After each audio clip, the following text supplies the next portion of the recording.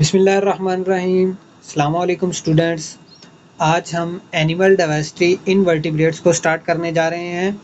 आज हम इसका इंट्रोडक्शन पढ़ेंगे और इंट्रोडक्शन में classification of organisms, evolutionary relationship, tree diagram और पैटर्न ऑफ ऑर्गेनाइजेशन, इन 4 टॉपिक्स को आज हम इसके एनिमल डाइवर्सिटी के जो पहला टॉपिक इंट्रोडक्शन है, इंट्रोडक्शन में आज हम इन चीज़ों को स्टडी करेंगे। Classification of organisms. ऑर्गेनिजम्स को स्टडी करने के लिए ज़रूरी होता है कि उनको ग्रुप्स और सब ग्रुप्स में डिवाइड किया जाए ताकि उनको हम स्टडी करना आसान हो। ऑर्गेनिज्म को क्लासिफाई करना, उनको नेम देना और उनको डिस्क्राइब करना टेक्सोनोमी कहलाता है। डिस्क्रिप्शन मतलब एवोल्यूशनरी रिलेशनशिप के लिहाज से उनको बयान करना। ये टेक्सोनोमी की डेफिनेशन के अंदर ये 3 चीज़ें आती हैं और नेक्स्ट हम इन्हीं 3 चीज़ों के बारे में मज़ीद डिटेल से पढ़ेंगे। Systematics and taxonomy, study of kinds and diversity of organisms and evolutionary relationship among them is called systematics. Systematics भी हम सिस्टमैटिक्स स्टडी कर रहे होते हैं तो हमें न्यू स्पीशीज़ इवॉल्व होती हैं, न्यू स्पीशीज़ मिलती हैं हमें। जब हम स्पीशीज़ को तरतीब देते हैं एवोल्यूशनरी रिलेशनशिप के हिसाब से, तो कुछ स्पीशीज़ ऐसी हमें मिल जाती हैं जो उन तरतीब में नहीं एडजस्ट होती, तो हमें फिर मज़ीद स्टडी करने में पता चलता है क्या ये नई स्पीशीज़ हैं या किसी और स्पीशीज़ का आगे सब पार्ट है। टेक्सोनोमी के स्टडी के रिज़ल्ट में हमारे पास क्लेडोग्राम आता है, यानी जब हम ऑर्गेनिज्म को तरतीब देते हैं तो हमारे पास एक ट्री बन जाता है। वो आगे हम मज़ीद उसके बारे में, क्लेडोग्राम के बारे में स्टडी करेंगे। टेक्सोनोमिक हायरार्की, कार्लस लिनियस ने बताया, recognise that different species would be grouped into broad category, कि जब हम सिमिलर स्पीशीज, सिमिलर करैक्टरिस्टिक्स रखने वाली स्पीशीज को एक ग्रुप में ऑर्गेनाइज्ड करते हैं तो हमारे पास एक ब्रॉड कैटेगरी बन जाती है। ब्रॉड कैटेगरी को टेक्सॉन बोलते हैं। Any grouping of animals that shared a particular set of characteristics forms an ensemble called a taxon। तो हमारे पास टोटल 8 टैक्सॉन हैं, तो जिनमें डोमेन सबसे बड़ा taxon, kingdom, phylum, class, order, family, genus, species. मज़ीद हम इनके बारे में आगे स्टडी करते हैं। Classification of organisms into main ranks and possible sub ranks। अब इनके मेन रैंक्स में आ जाता है डोमेन, किंगडम, सब रैंक में आ जाता है सब किंगडम, फाइलम, सब फाइलम, सुपर फाइलम, क्लास, सब क्लास, सुपर क्लास, आर्डर, सब order, super order, infra order, family, सब फैमिली, सुपर फैमिली, जीनस, सब जीनस, स्पीशीज, सब स्पीशीज, वैरायटी, स्ट्रेन। ये जो वैरायटी है, वैरायटी हम ज़्यादातर बॉटनी के अंदर पढ़ते हैं, जिसमें सिमिलर ऑर्गेनिजम्स होते हैं लेकिन उनमें फिजिकली शक्ल सूरत डिफरेंस होने की वजह से उनको मज़ीद जो वैरायटीज़ में डिवाइड किया जाता है।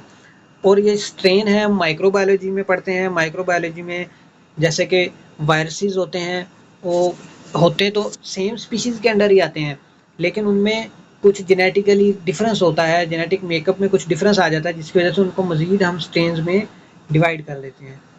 नोमेनकल्चर, स्पीशीज़ को साइंटिफिक नाम देना नोमेनकल्चर कहलाता है। पहले हर स्पीशीज़ का इलाके और कंट्री के लिहाज से मुख्तलिफ नाम हुआ करता था, तो दूसरों को इसके बारे में समझाना मुश्किल होता था। तो हमने क्या किया कि हर स्पीशीज़ का एक ख़ास साइंटिफिक नेम दे दिया।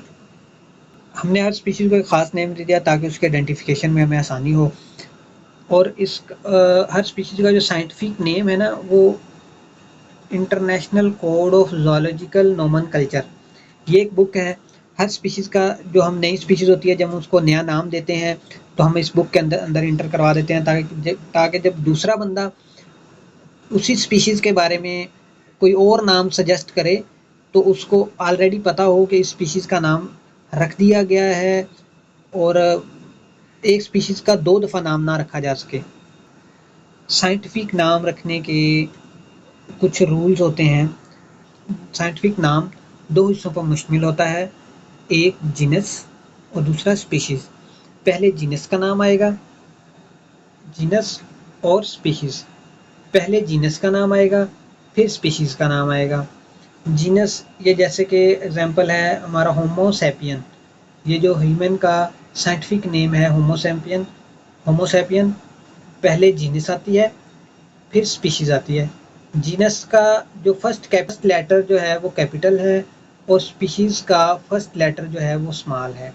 ये भी रूल है। और जो जीनस है जब हम उनको शॉर्ट फॉर्म में लेके आते हैं तो सिर्फ होमो की बजाय सिर्फ हम एच लिख देते हैं और सैपियन आगे कंप्लीट लिखते हैं। ये भी साइंटिफिक नाम लिखने का एक रूल है। और जब हम इसको टाइपिंग की शक्ल में लिख रहे होते हैं तो फिर हम इसको बोल्ड कर देते हैं और इटैलिक कर देते हैं, बोल्ड और इटैलिक। और जब हम इसको हैंड राइटिंग में लिख रहे होते हैं तो फिर हम क्या करते हैं, साइंटिफिक नाम लिखने के बाद उसको अंडरलाइन कर देते हैं, underline name of scientific when written by the hand. Evolutionary relationship, शुरू में हम टेक्सोनॉमी की डेफिनेशन पढ़ चुके हैं जिसमें हमने 3 चीज़ों को देखा, ऑर्गेनिज्म को क्लासिफाई करना, ऑर्गेनिज्म को नाम देना और एवोल्यूशनरी रिलेशनशिप के हिसाब से इनको तरतीब देना। अभी तक हम ऑर्गेनाइजेशन ऑफ ऑर्गेनिजम्स पढ़ चुके हैं, नेमिंग ऑफ ऑर्गेनिजम्स पढ़ चुके हैं और अभी हम एवोल्यूशनरी रिलेशनशिप को पढ़ेंगे। एवोल्यूशनरी रिलेशनशिप में हमें एक ऐसे मटेरियल की ज़रूरत होती है जो कंजर्व्ड हो, यानी जो पिछली बहुत सी जनरेशन से अभी तक आ रहा हो और अभी तक उसमें बहुत कम चेंजिंग हुई हो।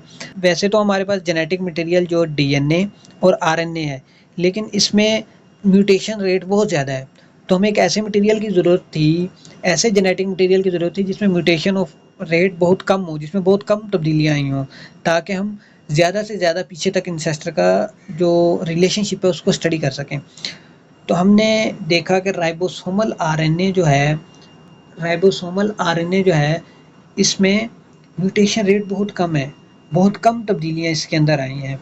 अभी जो एवोल्यूशनरी रिलेशनशिप को हम स्टडी करेंगे ये according to ribosomal RNA study करेंगे और इसमें बहुत कम तब्दीलियाँ आने के इस अमल को एवोल्यूशनरी कंजर्वेशन कहते हैं।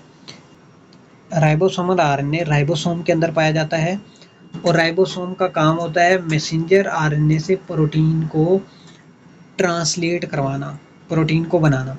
राइबोसोम का काम होता है कि मैसेंजर आरएनए से प्रोटीन को बनाना। और जब राइबोसोमल आरएनए में म्यूटेशन रेट बहुत कम है तो इसका मतलब कि राइबोसोम फंक्शन है वो still remain it's vital function, वो अभी तक अपना वही काम वैसे उसी तरीके से काम कर रहा है जैसे वो पहले कर रहा था, क्योंकि इसमें म्यूटेशन रेट बहुत कम है। राइबोसोमल आरएनए की स्टडी हमें ये बताती है कि जो ऑर्गेनिज्म हैं वो कहीं ना कहीं एक एंसेस्टर से निकले हैं।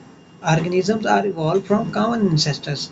और इसमें ये हम देखें तो लाइफ फ्रॉम कॉमन एंसेस्टर से ये जो ट्री डायग्राम उन्होंने एक इमेजिनरी ट्री डायग्राम बनाई है तो इसमें उन्होंने कहा कि ये एक कॉमन एंसेस्टर है, इससे आगे यूबैक्टीरिया, आर्किया और यूकेरिया, ये पूरा यूकेरिया है, इसमें ये पूरा यूकेरिया है। तो ये 3 ग्रुप्स ये अकॉर्डिंग टू राइबोसोमल आरएनए हम स्टडी कर रहे हैं।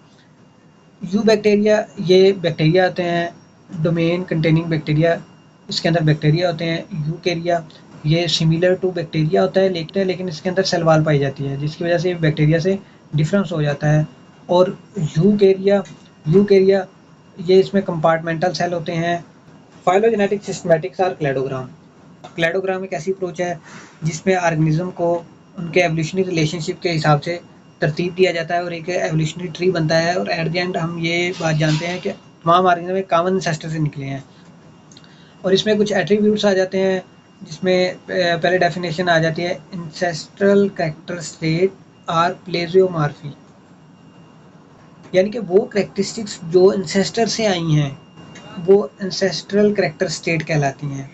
वो कॉमन कैरेक्टरिस्टिक्स जो पूरे ग्रुप के अंदर पाई जाती हैं, आई तो एंसेस्टर से हैं लेकिन पूरे ग्रुप के अंदर पाई जाती हैं उनको बोलते हैं सिम्प्लियोमॉर्फी।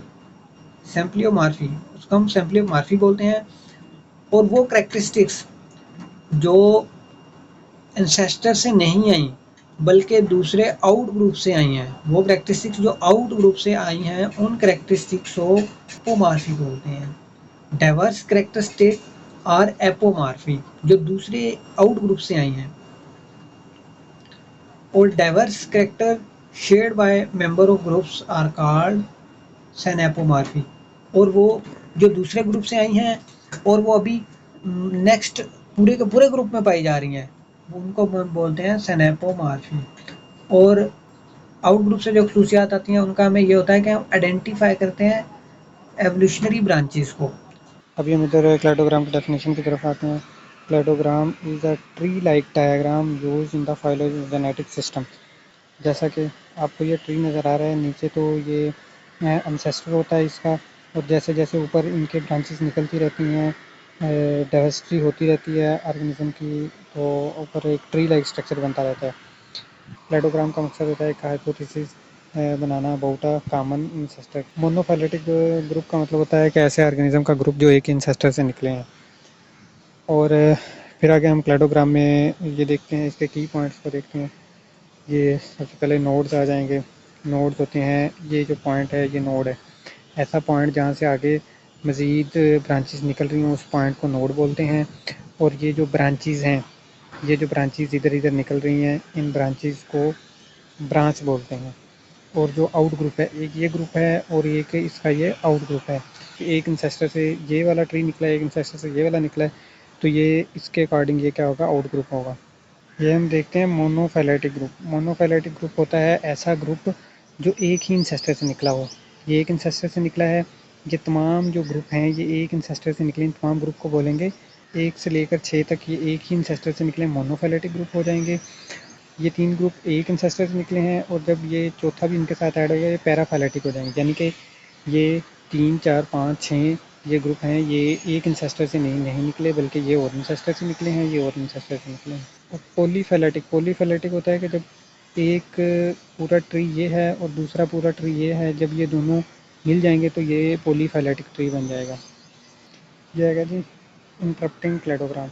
ये इनवर्टिब्रेट्स का, ये एक वर्टिब्रेट्स का क्लेडोग्राम ट्री हमें दिखाया गया है। फिर इससे आगे आ जाता है ये पैटर्न ऑफ ऑर्गेनाइजेशन। ये टॉपिक हम अपनी नेक्स्ट वीडियो में अपलोड करेंगे। तो अभी के लिए इतना ही। Thank you for watching. अल्लाह हाफिज़।